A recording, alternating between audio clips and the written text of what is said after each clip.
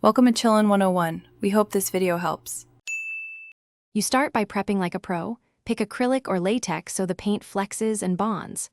Once chosen, thin the paint about 5–15% to control splatter size. Stir until uniform. Make sure to protect surfaces with drop cloths and tape edges where you want crisp lines.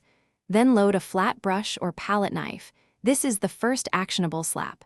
You'll feel how much paint holds. Adjust thickness and grip. This setup determines your initial mark and prevents messy redo work. You now execute the slap with intention. Use wrist flicks for fine droplets and an arm swing for heavier, broader slap marks because motion alters trajectory and impact.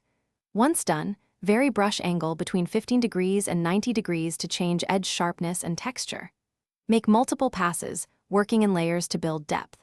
After each layer, wait about 10 to 20 minutes so tackiness subsides. This prevents dragging and preserves separate edges. If you want overlapping color, apply while slightly wet for blending. You finish by assessing adhesion and appearance.